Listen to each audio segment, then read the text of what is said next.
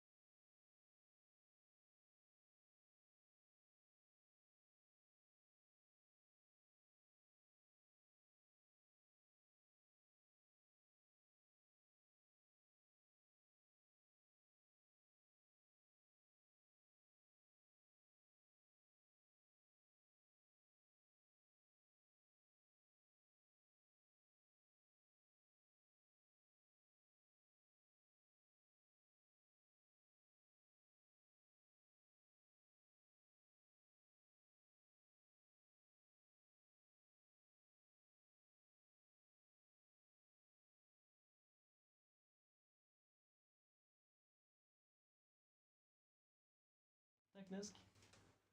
Alright. Ja, velkommen. Takk for at alle kommer på åpen dag. Vi tar det på norsk, går det greit? Or should we do it in English? Please just do whatever. Speak what everyone speaks. We can do English. Yeah. So it's open office today, open Open house. open house, yes, thanks. There's going to be a panel shortly after us. We are Raw Music Collective, Robin, Andreas and Stian. We met at the Irish bar, but it turned out that we shared the office. So we're going to do some Irish music today, just as a tease to warm up the room, and then there's going to be an interesting panel conversation after that. So,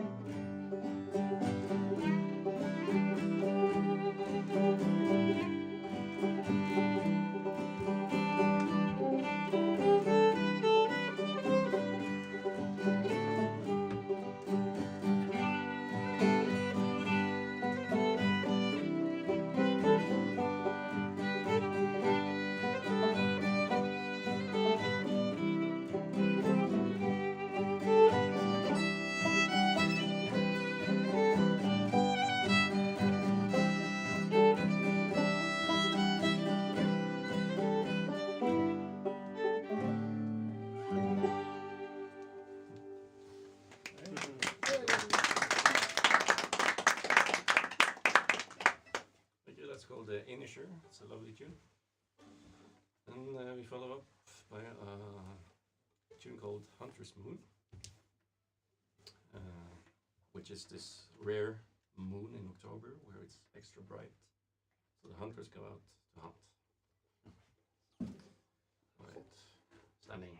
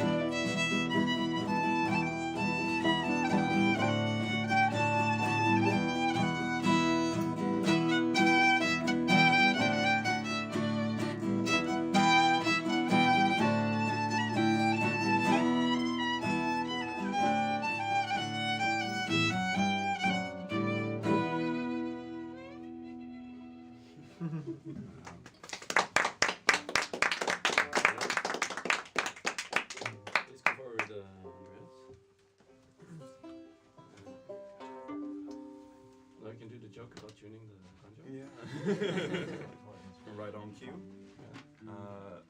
This next song isn't Irish as such. It's more of a Scottish classic. And a quirk with the banjo is that it has this drone string, so it's always tuned in some manner of chord. And so when we change keys, I either have to retune the banjo or use the capo. Yeah. So this little thingy. And this next song is in C. No? Yeah. So we're gonna have to determine whether this is Tune it a okay. little bit more. Thank you. I think that will suffice. And the name of the tune is called The Wild Mountain Fine.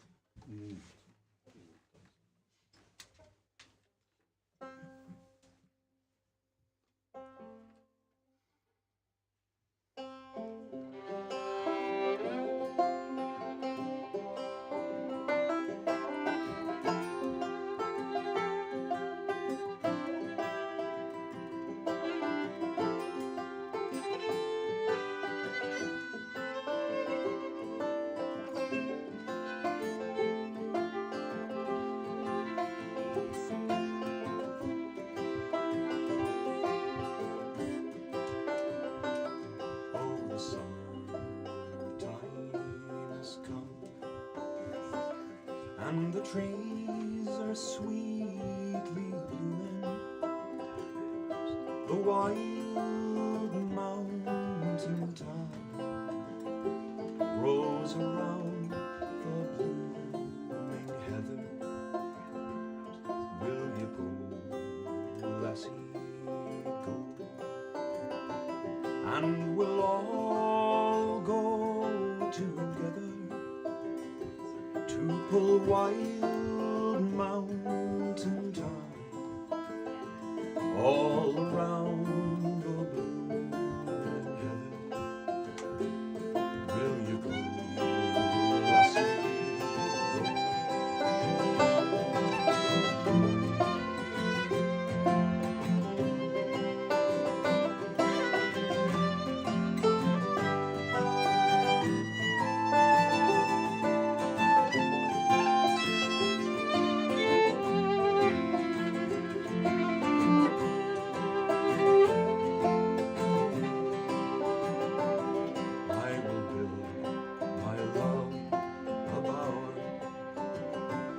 by yon cool crystal fountain, and around it I'll part all the wildflowers of the mountain. Will you go, lassie, go?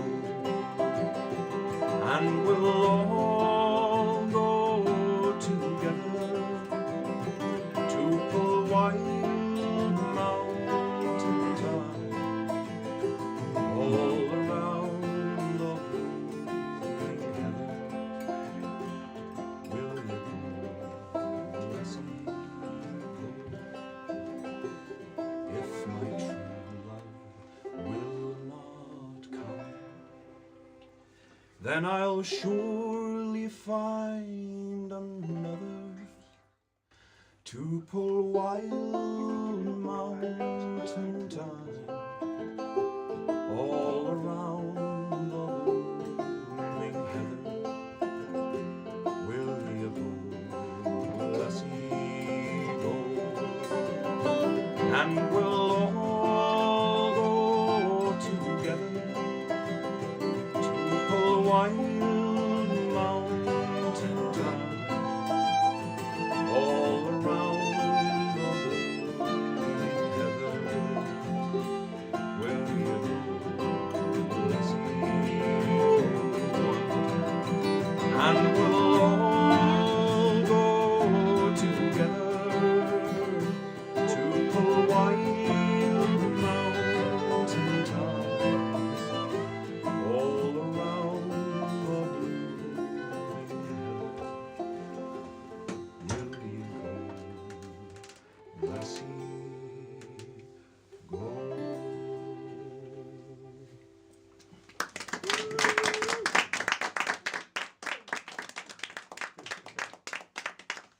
for panelet til. Takk for oss. Raw Music Collective. You can find us on Instagram. And there will be a concert later tonight. that's true. Yeah. At 6 with more of us. Yeah. I So mean, feel not- free yeah. to drop back then. Enjoy. Thank you.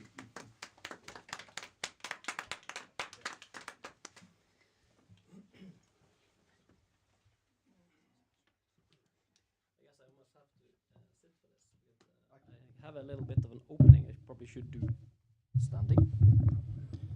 So,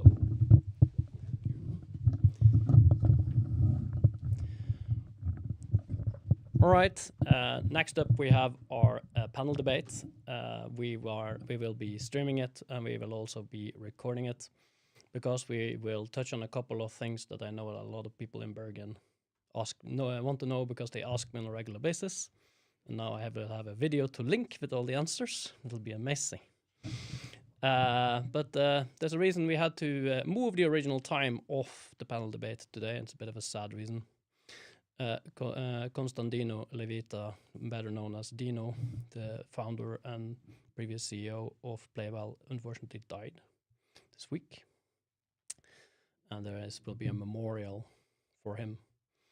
Done through playing video games at the Job Loop and Playwell offices later today, after this talk is over as well. So it's a bit of a sort of a sad opening to that, but I thought it was important to just mention that, yeah, this happened, and it's an unfortunate. He was a young man as well, so yeah, we will be remembering a bit today. But for now, we will have our panel debate, and joining me, I am Peter Meldal. I run Rain Games, so I'm from a video game side. And joining me is Erik Heldal from Apparat, who does all kinds of graphical work, and Ronan Huggard from Inky Pen, who distributes all kinds of comics. Please join me on stage.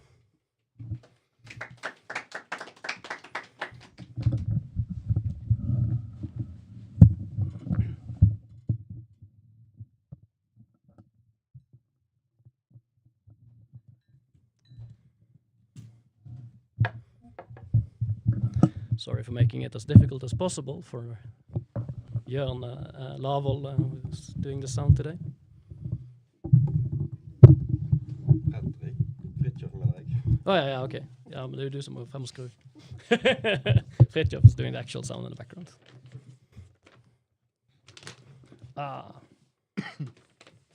So I did give you a little introduction, but I nonetheless want to start with the simple question. And although I will do the questions for the panel, I will also cheekily be a part of the panel and answer my own questions. But I'll leave you to answer yours first. Who are we and what do we do? So I gave you a very brief introduction, but you can introduce yourself a little bit and say a little bit more in your own words, like what are you all about? What brings you here? Yeah, so to sum up quite a lot in a hopefully short time. So I'm Ronan Huggard. I run Inky Pen, one of the founding members, sort of the primary founder, although there's other people like Lars over there and Peter who've helped out extremely early on. So what Inky Pen does is essentially we provide publishing technology. So if you're a publisher and you want to push your books online, you want people to read things digitally, then we provide that service. And then we also have a consumer product, which is what will appear if you Google us, where it's like a Netflix for comics. So you can go online and read comics. Originally, we launched on the Nintendo Switch in like 2018. I think we were the third media app on the Switch after Hulu and YouTube. And then now we've announced we're launching on Steam in a week about. So that'll be exciting. And then we're going to be going to other platforms after that. So we're sort of slowly trying to take over the Netflix for comics sort of world and be a subscription service. So you pay once, you get what you can read. So that's sort of the consumer side. And then on the business side, we basically sell solutions for other people who want to have online content. So if you want to sell something online, essentially with a digital component, we also do physical for other publishers. So if you go to like Kodansha, Japan's largest publisher today, you go to their website and you go to the bottom right-hand corner, you'll see powered by Inkipen. So that's a place where you can buy a lot of manga online and read it. We've also done stuff with other large US publishers. So we built warehousing software, software for shipping, software for, it's basically a publisher in a box. So if you're a publisher, you got books, you want to sell them, then that's what we do. So that's sort of the two halves of the business. So yeah, I've been doing that for 7-8 years now. I think we got our Gazelle, one of the fastest growing companies sort of thing, which is easy if you start in a phone booth with no money. Your growth metrics look really good, so that's a pro tip. And then the second, we also got a Made It in Bergen award recently, like a few weeks ago, for being apparently having made it. Sometimes it doesn't feel like it, but but it's still, the awards are always appreciated. So I think that's Inkipen in a nutshell. Right. Yeah. I'm Eirik from Apparat, which is basically, Apparat Studio we call, and we're a production company in Bergen. And we are now separate from Apparat, where we were once one company, but as we did two things, we're now separate. So Apparat Studio does film production, animation production, and Apparat company does IT consultant. So quite a division there. Me, myself, I've been on the production side of things and films in Bergen for some 20 years. And yeah, Peter, we do all kind of graphical stuff, but also live action, mostly commercial stuff. But in terms of doing scripted things, we are in, we contribute with, or we offer character animation services. So if there's a feature production who needs several disciplines, we typically can offer character animation, the puppeteering. So that's what we do. We're located at Damsgaard, and we're four people on a fixed basis, and lots of nice collaborators working with us. 20 years. Yeah, you get older and time passes, but we're still having fun. Yeah. Yeah. And as I mentioned, I myself work with video games. I've been running Rain Games now for 15 years, so still a youngling compared to Apparat Studio. We are working now on our 7th game called Knucklejet. If somebody wants to check it out, they're very welcome to wishlist it on Steam, for example. But yeah, we have been doing a lot of video game productions and some associated things at different times. We're currently co-located with Inkipen and a couple of other companies like Drem Studio, which we're sitting in now, here in the top floor of Veiten 3. So then we will get into the meat and potatoes of the little panel and what we're going to be paneling about. And what I want to talk about is what I call fantastic production. And by that, I simply mean, because it's a little bit luminous, but it is basically science fiction is fantastical, fantasy is fantastical, all animation in essence is fantastical, and anything that you could put under the larger umbrella of the nerdy hobbyist interests or views or these kind of things. In China, they have this expression they use. I don't remember. ACG. ACG, yeah, yes. Anime Comics Games. Yeah. Anime Comics Games. And they say ACG to sort of denote the whole interest sphere and hobby.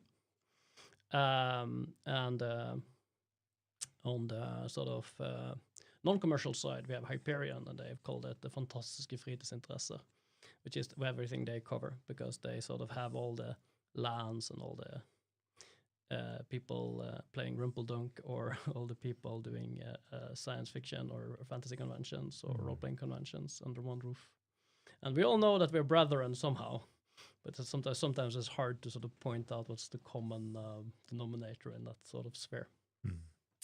It all came along in a period now. You can see that has had a rise in popularity, like generally, and also true here locally. Now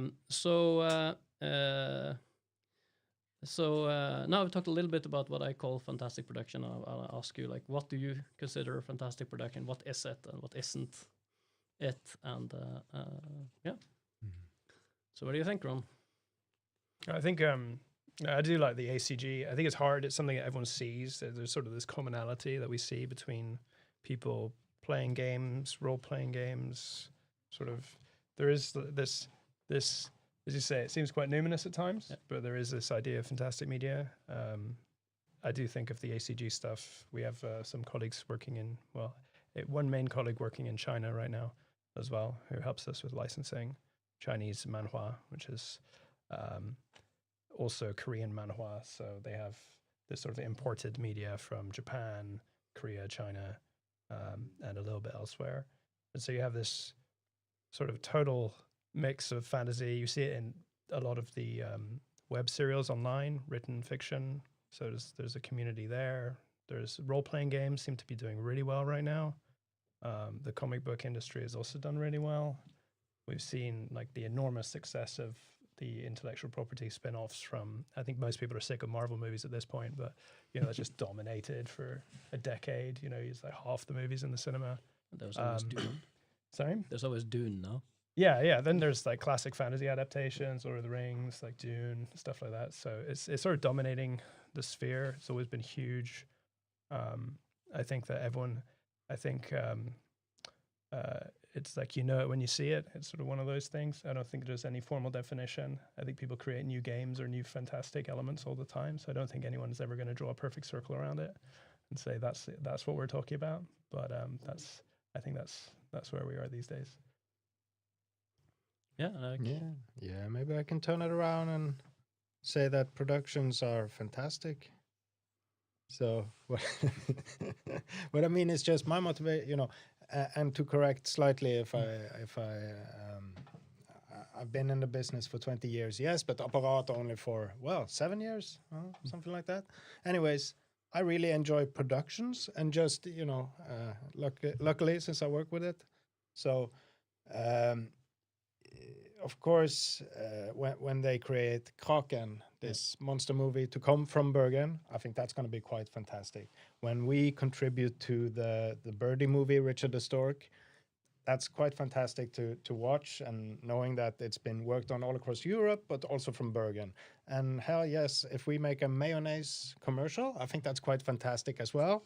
Maybe it doesn't have the same value as an output for those same people. But it shows that there are professionals who can make a product, and maybe next time it's not mayonnaise, it's another feature, or it's something of a higher fantastic value, right? So yeah, I love productions, and if you have music production, if you have game production, if you have animation production, then basically the table is set for doing so much great content. So I think that's what I focus on, at least to try to contribute to more production forces in Bergen somehow. So I'm just going to ask a quick cheeky question, which isn't really a serious one, but it is I'd like to where the border lies. We all agree that board games are in, right? Yeah. But Hyperion had this weird application way back in the day, where the Norwegian Wrestling Foundation had just been rejected from the Norwegian Idrettsforening, the sports foundation, because they have a script and they were about showmanship, and so they applied for Hyperion membership instead. Oh, and would you have granted them access, yes or no? I think sure, why not? I think it's. I think that's actually a common theme, is that there's a certain type of media that's always been, every new media or fringe media is always rejected on some level. So when novels were first invented, people thought, oh, this is the scourge, it's going to destroy the minds of the youth, and these books, they're not even about something, they're terrible. Radio had the same thing, movies had the same thing. I think anything that's fringe, it's like RPGs that had the Satanic Panic, they called it, where people they're like, oh, our kids are playing Dungeons and Dragons. They're obviously worshiping Satan in the basement, So, there's always kind of like the outsider. So I think that part of the collective is including the outsiders. Like that's That's where people go. And art is somewhat rebellious by nature, I think. So you're in the arts. Yeah. And maybe perhaps wrestling actually is kind of bad. No. But they promised to have a new wrestler called the Unicorn if we said yes. Oh my god. I have a special love for wrestling, I think. At least I know someone who lives and breathes for it. And in 2001, I was somewhat involved putting together a free camera production for Norsk Wrestling Forening. And I think it aired in India. So I mean that's quite fantastic. Nice. Yeah. All right. So I have a question which is might be a deep one, so we'll have to cut it off at some point. What's the history of fantastic production in Bergen over the last 15 years? And I use that number for a very specific reason, and that's a lot has happened over the last 15 years. History in Bergen. Yeah, like what's been built over the last 15 years? What's happened, if anything? Apart from us self-serving. Well, we can definitely talk about our own stuff as well. I mean, I'm joking. I've only been here for 10 years, so first of all, that predates me. So I couldn't say firsthand. You've been for 2/3 of it. 2/3 of it, yeah. I mean, I see some new, a lot of new game studios have come and gone. Apart from that, tech-wise, there's been some infrastructure companies that have come up like ours that help people create stuff. But I couldn't really tell you like the specifics. I think we're too self-focused sometimes. Lars, can you get me some water? Sorry. Yeah. Thanks. I don't know what specifically you're after. I'm sure there are many answers. I can think of funding-wise, we got the film fund and media fund now. Yes. That's true. 2005? Oh, yeah. But that's 20 years. Oh, 2000. Yeah, the Film and Media Fund is older. For video games, it That did. was the game strategy. I remember. They did change a lot. All the video game companies in Bergen, of which there are a few, came up in that period. Even excluding the ones that have popped up the last couple of years, we've had TurboTape Games doing Enable War, who have become a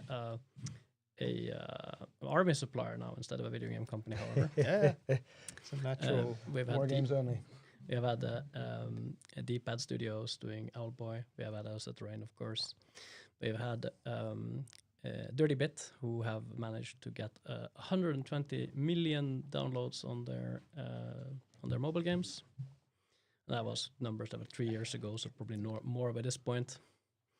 We've had productions like Edward the Stork, and like the animation productions out of Bergen is also a thing that we didn't see in the past. I know that there is companies working with trying to make board games a thing. We have Gone to Pieces games with Fjorda, which is a very interesting project.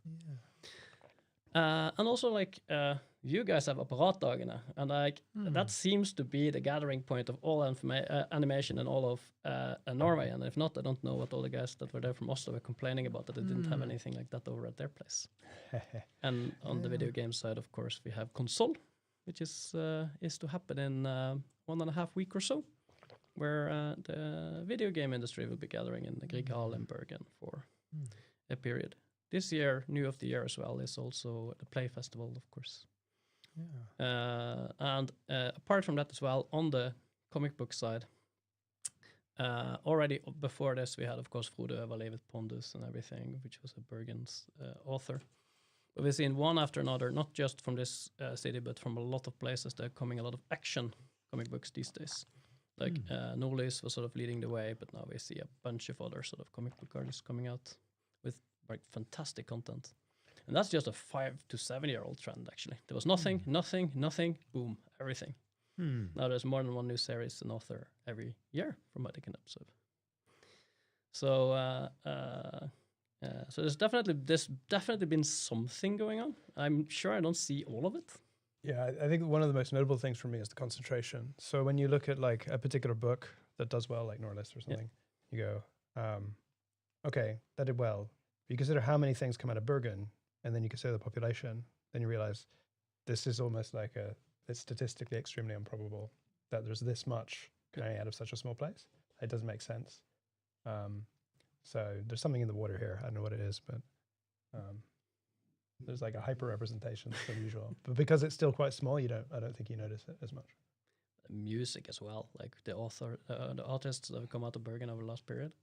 I was Astounding. going to say we are used to hearing talk about Bergen's Bergen, Yeah. and when I'm really cynical, I think this happens every time there's nothing to launch in Oslo. Then it's like, what's actually happening in Bergen? And yes, there is some, but no, it's not that simple. Lots of great musicians, and yeah, something in the water, something in the beer, even that makes great stuff. So I think we are right in seeing this is happening now in other genres as well, right? But like Aurora, Ylvis, Oh, yeah. Alan Walker, Kigo, Yeah, it's like a stone's throw away from each other for some reason. yeah. And if you had one, then two could be a coincidence. Hmm. But all right, let's move on. We touched on the next one a little bit already. Like, why Bergen? What makes this a good place for all this stuff? Like, some of the stuff, like Knowles isn't from Bergen either, but a lot of the other comics are. And a lot of the other media's productions are from here. Of course, there's a bunch of games out of Oslo, though that's a lot centered around Funcom and all the people who used to work in Funcom as well. But this is sort of the other place where games come from. It's true for a lot of the media genres. Like, we have Media City Bergen in Bergen as well. But why here? What's... I honestly have to say, because I've thought about that a lot, and I honestly have to say, I have no idea. I have like a really bad napkin theory, but that's about it. What's the bad So, napkin the theory? bad napkin theory is like, it's just like perfect sizing. So like there's not, because a lot of, we've seen this in, when you're trying to make collaborations with a large group of people, and I think like Oslo's too big, so it's like there's more infighting basically.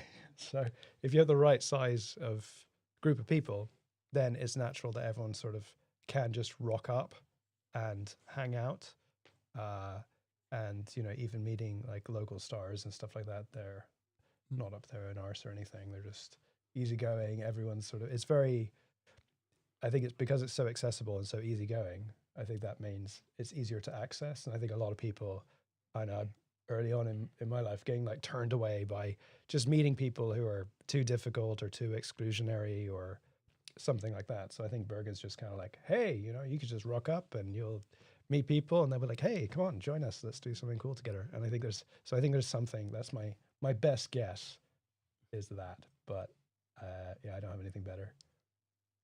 Certainly nothing numeric, by the way. Tall mountains and not enough sunlight. Yeah, it's like bored at home or you got nothing else to do. I don't know. Or is that just the black metal scene? It might be very Bergen to sit and ask yourself, why is Bergen so great? Since I'm not from around here, I do like making fun of Norwegians, but I've also found it's more sporting to make fun of the Oslo people. So. I'm always with you on that. But there is an old trope saying that, in Bergen we are so used to just reaching out to Europe, aren't we? Reaching out to London. It's more natural for us to sort of export to London than trying to sell something to Oslo, because there are mountains in between and everything, and we can just set sail and have ambitions that are scaled for Europe basically and the world. So maybe that's part of it. At least you in the game industry are good at seeing abroad, probably better than the film people are. We discovered long ago that nobody lives here. Yeah. We had an interesting conversation, Peter, if you remember, when we were in Oslo with it was Egmont. Yep.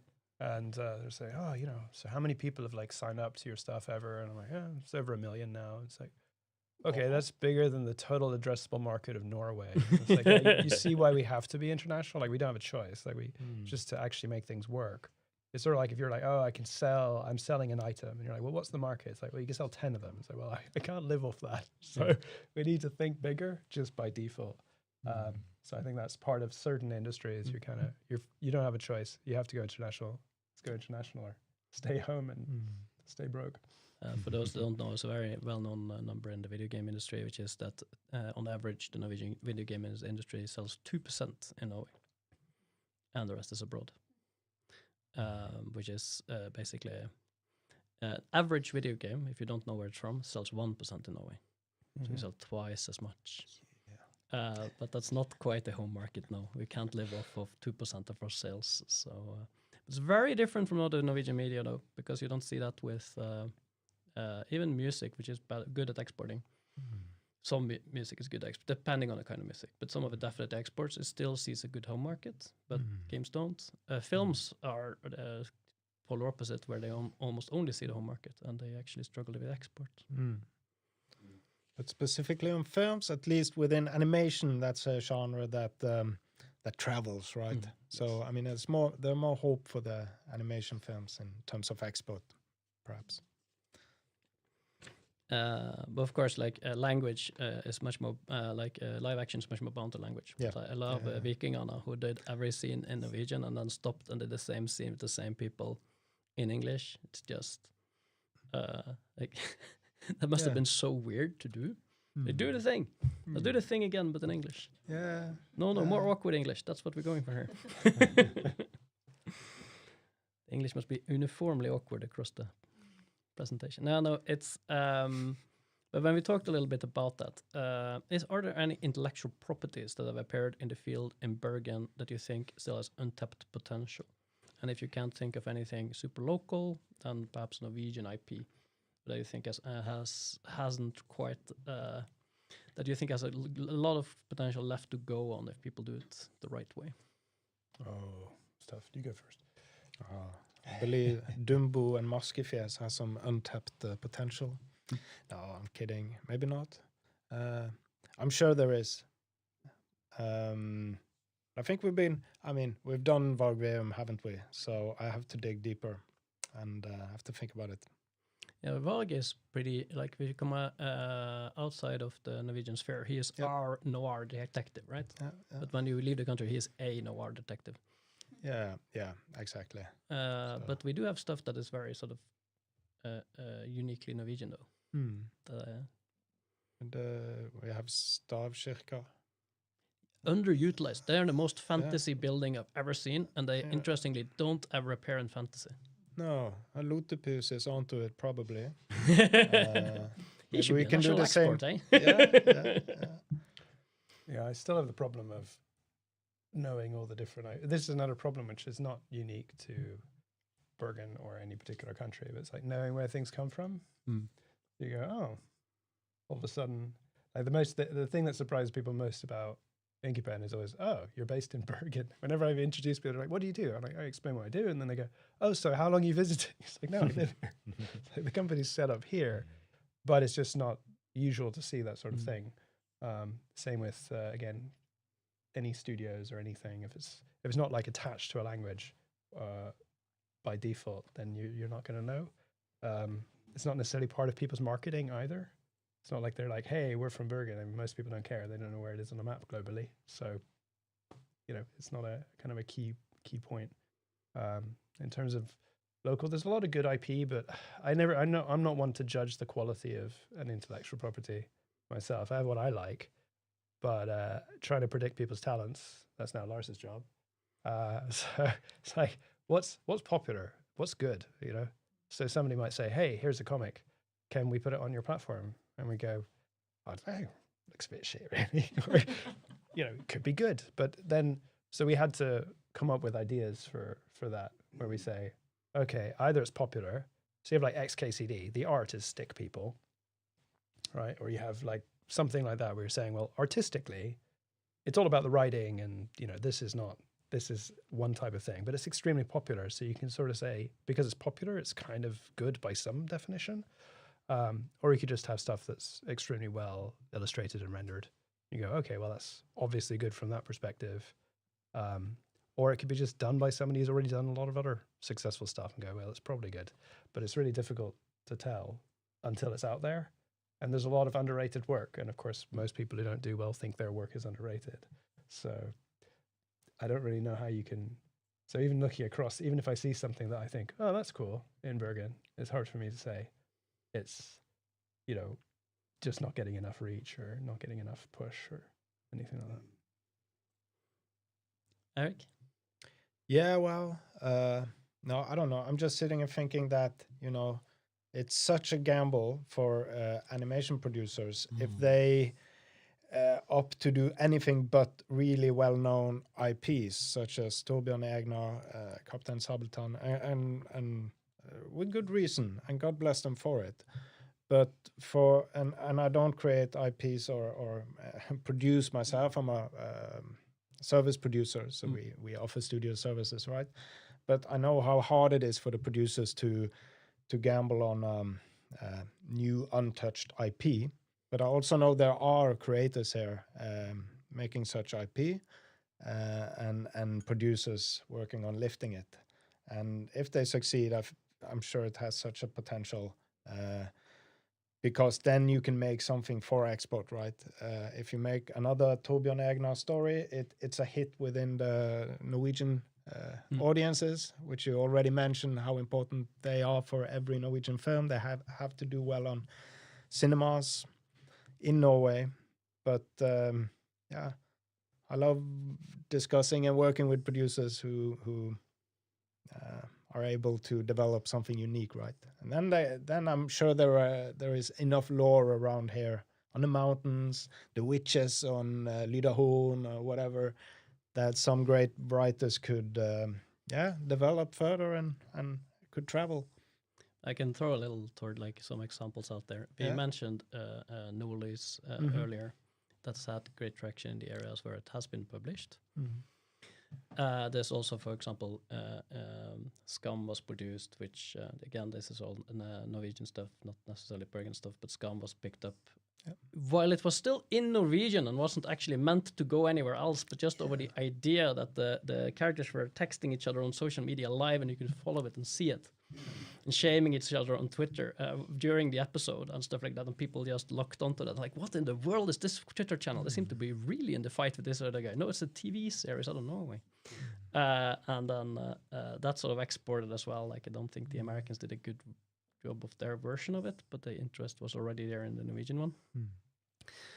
We managed to get several things onto Netflix with good success. Vikingarna is an example, but also like the Troll movie did probably, like, people apparently wanted to see Norwegian Godzilla. And with the video game side, right, we already have several IPs that have been, in many cases, in front of millions of people. Now, as mentioned before, those people are not condensed in the Norwegian audience. If you had millions of people in Norway, then you would basically have the population of Norway. So that would probably be a shoe-in for an animation. It's a little harder to find, for example, are 2 million people out there in the world, or harder yet to find Fundran's 120 million downloads worth of people if you wanted to do a series with their IP. But personally, I do think there's potential of sort of crossing, especially when we know that some of these medias are good at home and some are good abroad. But also, if I look at the Fridtjof, how much time do I still have? About 15 minutes. Okay, that sounds good for where we are, but I need to speed up a little. Is there potential for collaboration either with other local companies or with companies across the rest of the country that haven't been exploited or looked into, or are we doing everything as we should be? Definitely not. No, I think there's definitely a lot of collaboration. A lot of it is around state funding. Like, there's a lot of the arts. There's a lot of funding vehicles out there that exist, and there's a lot of, I think, work duplication of effort going into collaborating on this. There's a lot of silos there as well. So I think it's good to create clusters. I mean, we have one here. You have of sorts, although we are never officially given any of the resources or anything, but we are essentially a cluster, but we just haven't got any government subsidies. Well, we got some Local tiny government, yes. Yeah, we got some, which was part of when we had the situation downstairs from that work. But it's really difficult, and you need people who are willing to do that. And I think there's a bit of, as I said, I was shocked when trying to create a cluster some years ago, and with the games industry people and sort of Fantastic Media in general, and that was the first time I ran into the Bergen Oslo politics, because I'd never seen that before.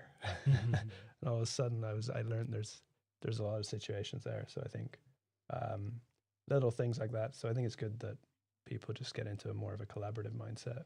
I think things like console, these shows, just mixing people together help. There's some also the different media types. I think it would be nice to have more mixing because there are opportunities. For example, we talk about intellectual properties. So, I mean, I know pretty much every publisher of comics out there, and a lot of them publish books as well. And that is significant. I have ways into them. Peter knows everyone in the games industry. You probably have everybody in production in Norway or something. I don't know, but like, I don't know your network too well, but you know, there's sort of, so people have these networks, which means that there's opportunities for everyone. So I think it's really good to mix people together.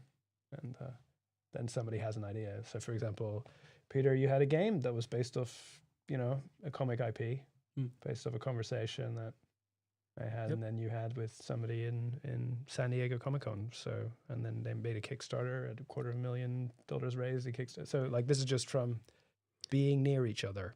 That's how Folio let us make the Guild Genius game, So I mean, you know, real things come out of it. So I think it's good to mix people up and do that. And I've heard other people saying, "Oh, we're making this game or movie or something," and they go, "Hey, we would like to have a comic made," or something like that. So no, I'm not in the business of actually making comics. We just distribute, but we do know the people, so very easy to get it done. There's just a quick note on the mixing of fandoms as well. Like webcomics, they monetize very poorly because they get a little bit, like a quarter cent per reader or something, because there's an ad on the page or something like that. It's terrible payment for their readership, but that means that all of them that are still alive have a huge readership. And there is something I call the depth or width of a fandom. For example, the Angry Birds fandom is very wide, but nobody would want to die for Angry Birds, nor even admit that they play it. So that's like a wide but shallow fandom. And then you have like black metal in Norway. That's a deep fandom, because there's not technically that many fans. But if you are a black metal fan, then come hell or high water, it's ride or die. Everyone's ride or die over there. And then with the webcomics, we often see the fandom is pretty deep and large, but they somehow just don't pay their creators, and that is a good opportunity. So not very unlike how they took the other comic books and made films out of them, because like the fans were the same, but like the money they left behind was just disproportionately different from when they were comic books. I mean, Marvel was going bankrupt before they had the movies. Yep. So that actually give you an idea. So and that's bringing that's the good in one area, and then another media being good in a different way. That sort of collaboration. Yeah, Eric. Yeah, no, and about collaboration, it's nice to have beers, and sometimes fantastical things come out of that, right? But also you need a funding and infrastructure. So I'm happy to see how this media fund Zephyr actually, they invest in animation, they invest in films, not only regional film, but I think to a large degree regional films. And of course, if they are to invest, then someone has to work in the region, right? So this is the ecosystem we try to be a part of in terms of animation. Oslo producer or European co-production, they want to fund from Germany, from Belgium, from Oslo, which is NFI, Norway, but also from Bergen, or the region here, Zephyr. Yeah. So this sort of gives us an opportunity to take part on these productions. But if they need animators, getting the funding from Zephyr, but there are no animators here, then you don't. There is no solutions. So what we are hoping is to be there with that competence, so that this specific funding can allow us to work, and they can get the work they need, not only from Oslo but from Bergen. And yeah, we have succeeded in some projects doing that. So yeah. I know who most of the animation producers in Oslo are, but we work together when it makes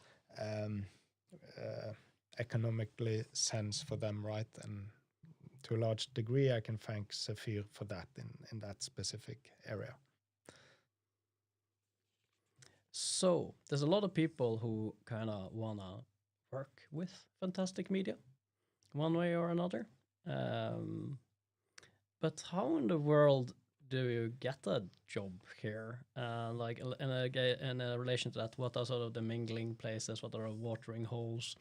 How in the world does one meet someone who works in fantastic media? How does one talk about with someone? How does one get considered for work? And what's even possible? Breaking into the industry, is it impossible to work with animation or video games, or is the door closed, or how does it work? Yeah, I think be where people are. So the trade shows, things like Console, very good. Like we go to San Diego Comic Con normally every year for the past, like, except for COVID, basically every year. And you go, okay, you go there, you're just surrounded by people who are, that's sort of weird because that's more of a hybrid consumer industry. You want to go to the industry ones. If people want to get in, go to industry events, then you'll meet industry people, and then they can tell you what you need. I think the biggest problem is people have preconceptions if they want to be, whether they want to make a comic or a game or a movie, or a lot of people have ideas. And usually as soon as you meet somebody who's actually done it, they'll tell you that your ideas are bad. So it's good to be a bit humble, have some humility, and go, yeah, well, actually, like, how did you do it? And usually it's not the answer that most people would think. Sort of get... The danger is not that they'll steal your idea, because a lot of people think that. Oh yeah, that's that's a great one. Yeah, people are like, oh, I've got this idea. Terrible. It's like, I got my own ideas. I don't want yours. Go away. And it's like, yeah, it's kind of funny. So it's not setting cruelty either. They're trying to save years of your life. Yeah, and it's not so that you won't have any future ideas. It's so that the future ideas will be more thought out and meet a couple of the questions that have been raised in this initial conversation. Yeah. I think most of this stuff, I think one of the things people are unwilling to accept when they go into most sort of media in general is that the first stuff you produce, even no matter how enthusiastic you are, is probably going to be rubbish. And sort of getting in through the cycle more and more will help you. And then also specialization. So a lot of people go, oh, I've got this big pie in the sky idea. It's going to take 20 man years and I'm half a person because I'm only doing it in my spare time, if that. You're like, okay, it's never going to happen. Whereas if you sort of are willing to, do more, but also collaborate with other people. If you say, I'm just going to do this bit that I'm good at, then you can actually get good and contribute. And that's the other thing is there's certain things that are more competitive, which is really important to know. So people have an idea of what they want to be. And there's certain areas where say, oh, if you want to go into, for example, games or something, it's like, I want to be a QA person is probably less competitive than running a game studio, or like, whatever you want to do. And it's also what do people need. So there's certain talents that are needed that people are looking for, and there's certain things that people have to have already. So if you want to just getting into the industry, it's good to know the things that people are seeking at any time. Is always, that's just sort of more all general advice, but I think it applies to maybe I missed something. Yeah, no, I think lots of good advice, and I guess I was always told there are no jobs in this, you shouldn't do it, and I guess they were partly right, but I don't know. I mean, it's not a good idea. Yeah, it wasn't. Oh yeah. But if you're going to do it, then That's my favorite advice. Is generally when it comes to whether it's being an entrepreneur or sort of trying to be an author or doing anything. So my first advice is generally don't do it. But if you don't listen to that advice, I got loads more, which is probably more directly useful. But it's sort of, you have to want to do it despite knowing that it's gonna suck in some ways, at least for a while. It's the opposite of a get rich fast scheme. Get poor slow, is that it? But it's rougher, right? If you have the talent to do it, then you could definitely earn more money doing something else. Usually, yeah. If you're just doing it for the money, you're in the wrong place, generally. That said, the problem is, of course, there's always the big sort of, when people make it, sometimes, things go extremely well. So, but I think that if that's the goal, I think it's too hard of a environment to be in to do it just for the money, if that makes sense. Yeah, no, it's but there's something about it, right? Everyone understands that even though they've seen a lot of pictures, if they haven't drawn before, then the first picture goes on mom's fridge at best. Everyone understands that although they've listened to a lot of music, then if they start singing, they'll sound like a hoarse crow or something like that. Nobody understands that despite having played a lot of video games, their first video game will be shit. Yeah. Yeah, I think that's true. Also, writing sometimes. Yeah. Writing. A lot of people think they can write, and I've had to edit a lot of people's work, and yeah. So there's areas where it's easier to delude yourself, I think. So be careful of that, whatever you're doing. I think if you're, we had an excellent violinist here earlier. If you're playing the violin poorly, it sounds like you're murdering a cat, you'll know. But a lot of people, if you're writing, you might think it's great. Or making some pieces of work, people can convince themselves. So it's always good to have an open mind and ask other people for feedback and listen to it, as opposed to, one of the biggest problems I see is people come along with some project or something and they say, hey, what do you think of this? And I'm like, okay, I'll try time to be gentle because I'm not going to be nice. And then people, a lot of people take, the successful people, and I've seen this over many years, time horizon, successful people tend to take feedback well. They tend to absorb it. They tend to not take it personally. People who are younger and newer in industries tend to be more sensitive. So if it's the first thing you've done, you're really generally more proud of it. You're more attached to your work product. You give it over to somebody, they look at it, they say mean things, you feel really bad. When you get better and the more competitive you get, that kind of flips around, where you give something to somebody going, hey, could you have a look at this and give me some feedback? And they go, oh, this is great. And you're like, give me some feedback, please. I don't, so it's a good problem. It's also good to find people who can give that sort of feedback. And ego is a big killer of careers, though. So. Yeah, like anything can be critiqued as well. Even my favorite, say, within any media, I can critique them still. Nothing's perfect. So if you get no critique from someone, either they aren't informed enough on the media, or they're being nice. There's no other. It's not because your stuff is actually the first piece of media I created that cannot be critiqued. That's not it. So it's one of those other two. Okay, so last question, and maybe we can get some questions from our audience as well. How do you imagine, since we mentioned in the beginning that 15 years is the sort of the building of the scene in Bergen, how do you imagine the scene will look after the next 15 years? Oh, Lord. I do think things are going to be more centralized. Like we've seen things like console come together, and then, like Apparat has this little party every year, and there's more people. I think the industry is growing. There does seem to be a disproportionately large amount of talent here. So as long as that continues, I think we're going to see more and more consolidation. I think also there's a movement of the industry. So we talk about Media City. I used to work there. That's all the sort of older broadcasty stuff. And so if you're to look at the leadership there, a lot of them are much older. They're sort of not as connected to the future of what's going on. So I think that, and the money's moving as well, which I don't think. So in all the television stuff, if you look at the demographics of television, people now, nobody's watching cable equivalents or like television, traditional television. So as those people are aging out, that's just getting replaced by things like Twitch and YouTube and Netflix. And so the entire media landscape is changing. And I think in the next 15 years, we're just going to see that come into play. And then essentially there's going to be much more sort of money, resources, focus. Also the age of people in politics. Now, the Games Initiative, well, that happened. It's no coincidence. That happened as soon as the people who played games got old enough to be in politics, right? That's not, this is how these things happen.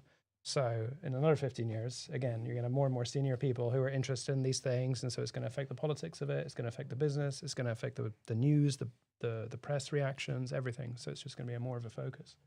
So, it's looking good, put it that way.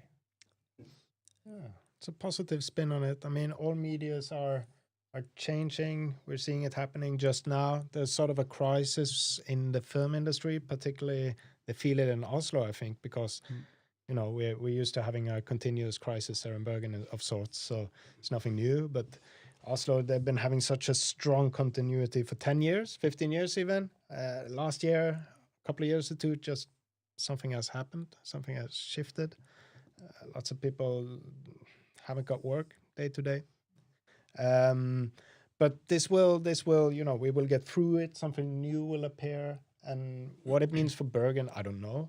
But maybe we will be even more integrated with Europe. I mean, co-productions between European countries where Norway took part, it was almost unheard of 20 years ago, and I'm sure we will see just more and more of it the next 10, 15, 20 years. So whatever that brings, I hope it's positive, and I believe it will be. All right, then if somebody has a couple of questions, we're like at our last minutes. Yes? I thank you for these headphones. I'm a composer. I've worked in record production since just out of high school. It happened pretty early for me, and kind of globally. And have a home in Bergen now. I work with immersive domes and planetarium performances, and I've done some of that in Los Angeles at a dome that was downtown LA. Is any of what you're doing looking at immersive storytelling at all? Is any of that kind of happening in Bergen? Because I'm sort of interested in talking with people about that. And I'm connected now with Planetarium. I'm kind of in conversation pretty closely now with a guy named Lars who runs the Trondheim Planetarium, which is the largest one in Norway. It's not particularly large, but it's the biggest one here. Is any of that kind of storytelling interesting for you, or the artists or things like that? Well, I think first of all, yes, in terms of interesting, that's one thing I'll say. In other things, I would say that you should probably have a word with Jörn afterwards, whose studio this is, and he can maybe help you out with there. Because that's another thing I will say is I probably don't have the answers, but I'm able to point you towards people who do. So, yeah, because both Jörn and now Filmstall Theater are looking at doing something with the aquarium that might be something like that. Right. But that's not my... yeah, we're not the sound guys. But we know the sound guys. But Jörn is in the building, and so you can probably just ask him about that right afterwards. Thank you. Sounds super cool though. Anybody else, or are we very ready to frolic in the hallways? Well, I am curious about byttebeite, changing or like tapping into, because I come from film and TV, and I just got a master's in script writing from the university. The master's degree is now shutting down, so last yeah, I heard about that. That's a shame. RIP. But so yeah, and I'm actually now just translating my first script to English, because there's a lot of international interest in the film, and my producer is the guy that made Kraken, so that's a really very nice thing when things are going bad. But also as a newly I'm just really fresh in the business. It feels like it's just frustrating to wait. It's a long process to make one film, and then I've been thinking, like, is it smart, or is it even possible to tap into other formats, and how is that process? Sure. Like, do I need to go and hang out at console maybe, or like Yeah, so I think for writing for games, for example, there's always people looking for good writers. As I said, most people think they can write, so if you've got anything that can show that you can, preferably anything you've 2027. No, but like people can tell to some degree, right? So if you've already got backing of some sort, then that helps. Like if you say, well, okay, other people believe in you, that's a good line. Then you can talk to people. So if you go to console, you might meet, if you say, I'm a writer and I have these skills, and especially because the stuff you're doing is actually more relevant, I would think, to the games industry than building being in the genre and for young. Yeah, but it's also sort of it'd be more, you know, it's sort of closer. I would say writing series would be closer to games than writing a novel, say being a novelist or something else. So depending on your background, so I would go to console and talk to people and see if anybody's looking, if you're interested in that. But like how to frame it, I don't even. I'm not a big gamer. I do have Start now. a specific recommendation, I think. Because there's something to get used to with video game writing, because you lose control over your main character. And a lot of the first or the older video game writing doesn't really care about that and just forces the character, like, no matter how horribly you behaved, everyone will treat you like the hero because you're not getting to influence the story, and people don't really like that. People prefer the story to be a little bit more reactive to their choices and actions. And a good way to get sort of used to this, and also get used to how easily things get thrown out the door because they just changed the game mechanic, is to participate in game jams. And for you, since writing is a relatively small part of any production because it just takes way longer to animate and program anything, it can be good if they have a co-located a game jam, and you just say that you try to write everybody's story, and then you can do the story in all the games, and you will get a little bit of experience with that. There's also like a national game jam called Anime Spill Design, which has an award for the best team of 100,000 kroner. It's pretty neat. But we see a lot of professional game developers participate because that's tasty. There's also by the Norwegian Film Institute who say they will take an application for any game made there very seriously. And people sign up to teams there. There's a couple of discords and places where video game people meet each other and hang out and band together to make these little teams. If somebody from a studio is planning to do it, like, and we're missing like such a person. Usually they will never ask for a writer because writers don't usually hang out there, so there'll just be some team member who does the story a bit randomly. But then you can say that you are a writer and you have like done something before, like actually written a movie script for a movie that is coming out. Inshallah. Inshallah? Yeah. Hopefully. God willing. Working title. Yeah, but then anyway, so you show to whatever sort of references you have, and then you try to get onto the best team you can and try to win it. But of course, if they have a good experience working with you, and they, because the fear is, right, because I can feel that as a game developer myself, is that some author comes in and they have this very stubborn idea that, and then trying to twist the entire game into the shape of their story, which is very expensive twisting. It's much cheaper to twist the story into the shape of the game by a degree of at least 1, possibly 2 zeros. Yeah. I think because our games company started because we had a script for a movie that turned into a TV series that turned into us talking to it, and then Peter coming by and saying, "This sounds like a video game. Why aren't you doing a video game?" I think just hanging out in sort of clusters, you will find people that know how to make your story happen, and there are these medias that are closer to what a video game is. A lot of people come from movie writing because they think it's a media, it works well. Writing for video games is a lot closer to writing for the theater because you're gonna have a director that's gonna scratch out half of your script and then say, I want this script to actually be about this thing, so I'm gonna do scenes where people are not doing the thing you thought they were doing when you wrote the lines. And you'll be a lot closer to what a video game ends up being. You also meet a lot of people that play role-playing games, and role-playing games is writing a story for people that do not follow your story at all. But even some of the core advice for storytelling changes, like for example, you have a great rule called show, don't tell, right? But in video games, it's actually do, don't show. Like, you're showing it to me, why can't I do it? It seems like you're having great fun shooting all those aliens. Can I participate? And that's a little bit sort of just having that in the mind of like, oh, the main character is to make a difficult choice, and the difficult choice happens in the cutscene. No, just make them feel that difficult choice by having them make the difficult choice and living with the consequences of it. And but that might necessitate them making different choices and doing these kind of things. So it's a little bit,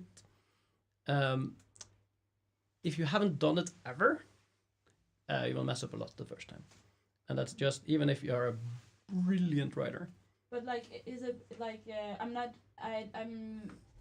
as a like a fresh out of school type of writer, it would be most helpful to work on someone else. I don't have an ambition to like sell a story to a Yes. video game company. I would just like to like use my improv theater skills and my master's degree to like work and have a job. Like, is it as in film?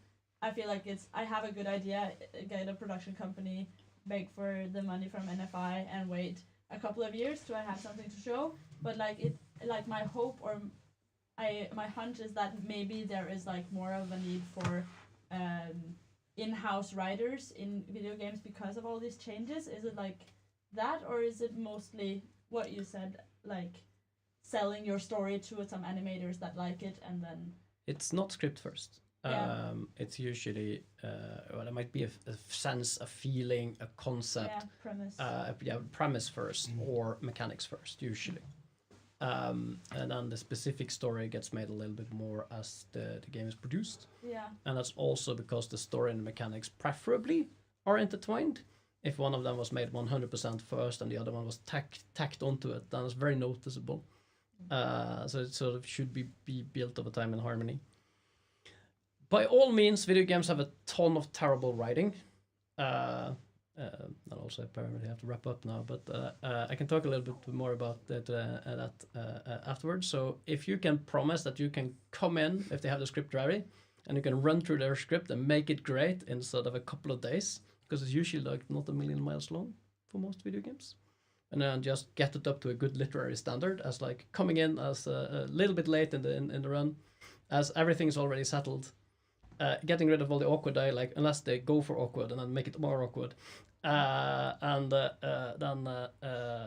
if they have a good experience with you, probably people will talk about that. Like, oh, she came in, she fixed everything. Now the superhero sounds like a superhero instead of like a wet blanket. And like change it, like last minute tone fixing consultant. But I think in Norwegian film at least, also script doctoring as a service is something that is more common. Like it's a collaborative effort, of course, and I think if maybe there are several parties like a co-producer, and there will be interest for the co-producers to offer this service. Just I have a hunch, so for what it's worth. You have also got either Jørn here today or Martin, who do the sound for everyone. So they are the service that everybody gets. So if you talk to them and you sort of offer your service as a tack-on service to getting sound in the game, which everybody needs, that's probably a good way into the industry. But we're out of time. So thank both of you for coming over, especially you, Eric, who don't had to come over, literally come over. It's a pleasure. So very, very happy. All the way from Luxembourg. All the way from Luxembourg. That was great. Thank you. One of the furniture. So. But yes, and joining us locals and everybody here, and sharing your wisdom, and also your own with your longer experience from TV before and comic books now, other media here and there. Yeah. And all right, It's great to be here. Thank you.